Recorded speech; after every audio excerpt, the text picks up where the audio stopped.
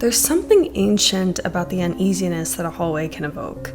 It's a primal instinct, dating back to the narrow, shadowed spaces that our ancestors feared. From tight caves to dark alleys, confined spaces have always signified danger.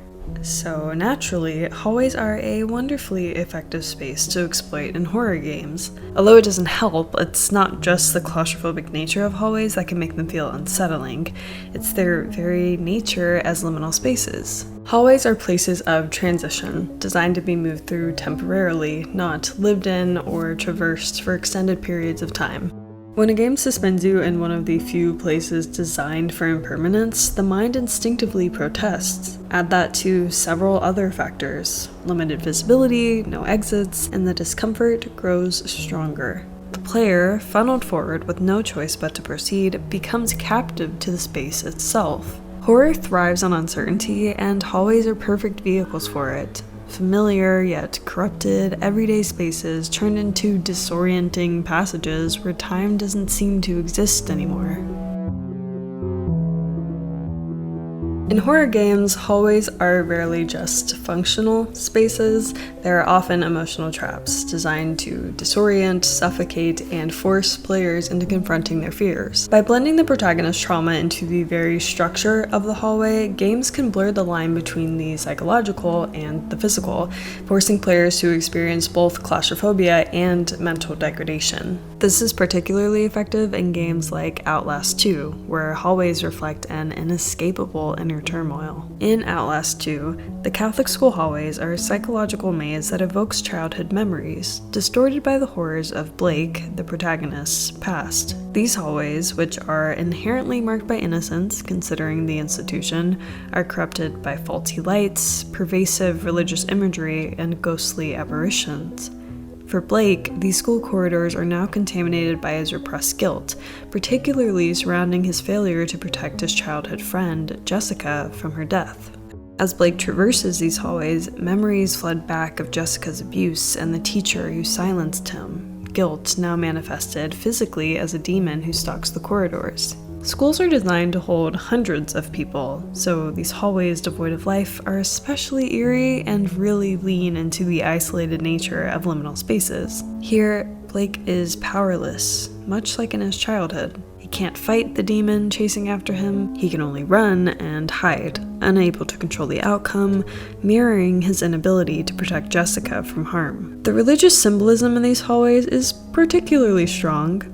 What should be a safe haven, saturated with crucifixes, religious posters, and moral warnings, instead becomes oppressive, reinforcing Blake's fear of divine punishment. This juxtaposition of religious imagery and the corruption within the school, especially predatory figures of authority, reinforces the game's themes of the perversion of faith and the inescapability of trauma. As Blake's emotional state deteriorates, the hallways shift from a familiar, childlike environment into something hostile, trapping him in a psychological cycle that he cannot escape.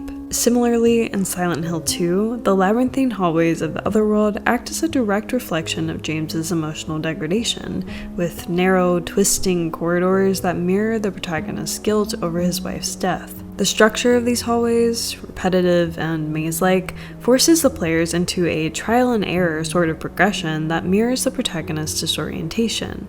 The linear nature of these spaces emphasizes James's entrapment in his guilt, unable to escape until he confronts the truth of his actions. As you venture deeper into the labyrinth, you encounter grotesque monsters like the Abstract Daddy, a manifestation of the trauma haunting another character trapped in Silent Hill, Angela. The tight corridors, unlimited movement in these spaces force players into close proximity with the creature, amplifying the tension and symbolizing Angela's inability to escape her past. As players progress through the labyrinth, the hallways shift from resembling cheap apartments to taking on an industrial aesthetic with crumbling walls and exposed metalwork. This transformation reflects James's descent deeper into his subconscious, where his guilt becomes more raw and his past actions undeniable. Further than that, the industrial look of the environment evokes a sense of dehumanization, aligning with Silent Hill's role as a manifestation of psychological torment. In both Outlast 2 and Silent Hill 2, the hallways are representations of trauma and guilt. They're designed to immerse the players in the minds of these characters with the ultimate goal of hitting a nerve that resonates with many of us, forcing us to confront uncomfortable truths about ourselves, our pasts, and the psychological weight we often carry, consciously or not. This really would not be a video about hallways in games if I didn't talk about PT and the phenomenon of looping hallways that has possessed horror games since its release over a decade ago. PT takes the familiar image of a domestic hallway and weaponizes it against the player, trapping them in an endlessly repeating, subtly changing space that strips away any sense of progress or escape.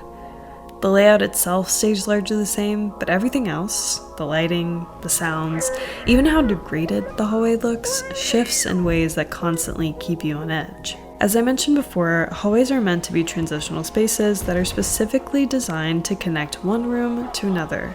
However, in PT, you must exist in this limbo, presented with the same hallway over and over and over again. No matter how many times you walk through the back door, you always end up right back where you started. If you're unfamiliar, PT was a playable teaser for a now cancelled Silent Hill game, so in Silent Hill fashion, the environment the player is forced into mirrors the protagonist's mental state. We get hints of the story with each loop, enough for us to piece together that whoever we're playing as is connected to a familicide and is now trapped in an endless cycle of reliving that night, mirroring the cyclical nature of trauma. Looping hallways play with the fear of being stuck in time, and in PT, even the windows offer no comfort because you can't see out of them. Except for the rare times you can, and I'd argue that most of us would prefer the black nothingness. The longer you stay, the less sure you are about reality. Framed pictures sprout spinning eyes, disembodied cries and labored breaths make you feel like you're never really alone,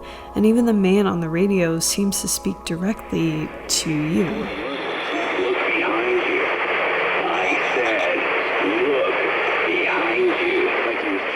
It's truly a masterclass in atmospheric horror. Exit 8 is just one of the many examples of looping hallways being used to disorient players, although with a very bright, sterile, and clinical sort of feel, which is rare in horror games, so I'll give it that. In this game, your goal is to walk through an underground passageway, instructed to look for anomalies or differences between loops. Although I don't find the game particularly scary, I must say that the way these anomaly games make you question your perception is impressive. Does that person look different? Was that poster always there? Did it say something different before? That constant second guessing taps into a subtler kind of horror. Not a fear of monsters, but a fear of losing trust in your own senses, which really resonates with me as someone who's constantly afraid I'm going insane. Even though Exit 8 is fairly tame compared to something like PT, it still succeeds at making the familiar, the same hallways we've gone through a million times, feel unfamiliar. The fluorescent lights, the surveillance cameras, the repetitive geometry, and even the goal of the game itself create unease, a sense that something is wrong even if you can't immediately name it. And when the anomaly is finally obvious, like a figure disguised as part of the hallway suddenly sprinting toward you, it's almost a relief, because the tension of not knowing is somehow even worse. In both of these games, the hallway explicitly goes against its very nature as a bridge between spaces. Instead, it's a kind of purgatory, where the only thing scarier than what's around the corner is the thought that you'll never leave.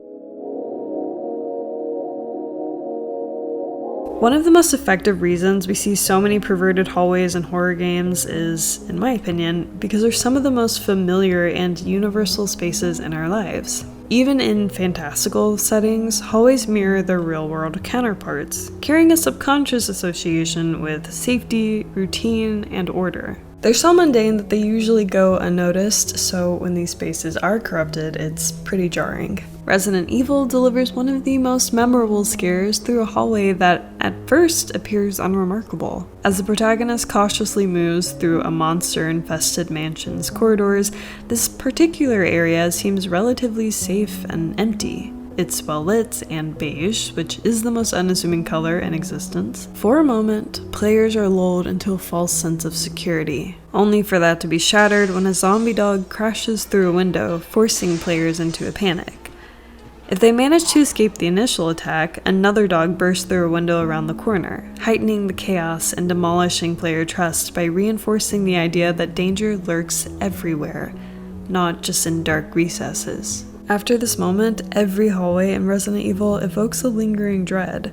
Even quiet spaces become charged with anxiety as players learn to expect danger even where none seems to exist. The tension from this betrayal of safety stays long after the last scare, creating a baseline of constant unease that leaves players wary at every step. Limited visibility is one of the most powerful tools that developers have to create tension.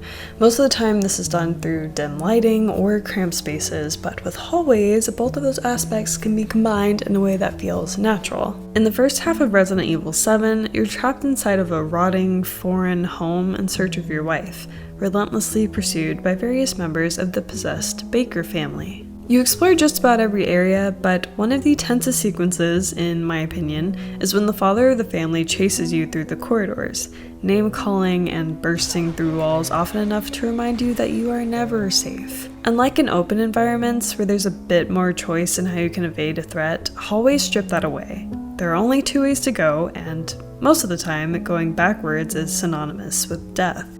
Not only do you have to figure out the layout of these hallways with no chance of a window escape, you also have to remain unseen. The only real place to hide is around corners, if you get there fast enough. You even have to solve a few puzzles in these hallways, as if time didn't feel constrained enough. I'm not sure if the flooded crawl space or the centipede-infested wall cavity count as hallways, but I figured I'd throw them in as great examples of how RE7 employs and exaggerates claustrophobia by blending it with other fears, like drowning and bugs, to inspire panic in the player.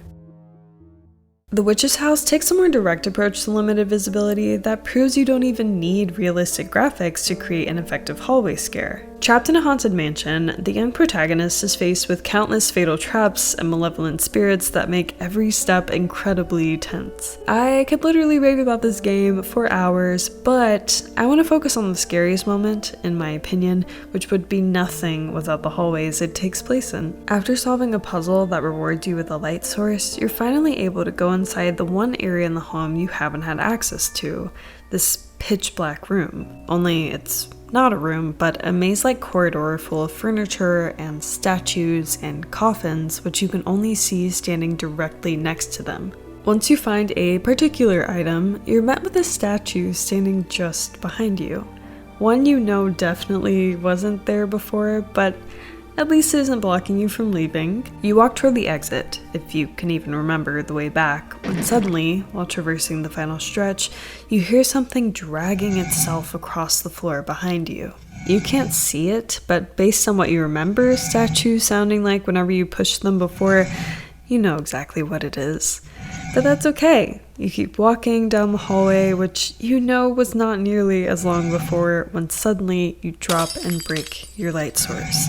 Surrounded by the dark that kept you from the room in the first place, and still hearing the statue behind you, you have no choice but to keep on, praying that you're even still walking, considering you really have no confirmation of it. It isn't until you finally hear the sound of a door creaking open that you know you've escaped. RPG Maker games like The Witch's House aren't really able to rely on visual immersion like many modern horror games do, but one thing they can get away with is the need for precise inputs. In a game like Resident Evil 7, even though the hallways aren't exactly spacious, you still have a bit of wiggle room to compensate for the little freak out you'll do when a scare eventually happens. However, in The Witch's House, you don't get that luxury. When you're running through these tight, maze-like corridors, you have to be precise. Even a moment of hesitation can kill you. I love how this moment messes with your psyche, especially when the game gaslights you about that final hallway length. Even when you still have the lights, there's also something pretty disturbing about the idea of the same light helping you survive being what attracts the threat to you. You can't see the end of the hallway, which is terrifying because if something is there, they can see you perfectly well and have an advantage when attacking. When you can't see whatever you're running toward or away from, you're left only with trust in your instincts and a gnawing anticipation of what might be lurking just out of view. I don't really know what the larger message of all this should be. I just think it's really interesting to look at environment design in horror because everything was meticulously crafted to scare you, which includes using the natural constraints of hallways to build on and capitalize off of your fear. By corrupting the most universally familiar spaces, developers can force players into uneasy relationships with literally everything around them. I never realized how strange it feels to linger in a hallway until I started thinking a little too much about them. So your homework is to find your nearest hallway, preferably one without windows, and stand there for like 5 minutes. Just pay attention to how it feels to deliberately linger in a space that's only meant for passing through, and report back with what you notice. Thanks for watching to the end of the video. It's genuinely insane to me that anyone cares about this stuff as much as I do, so I'm really glad that you're here, and I'll see you in the next one. Bye!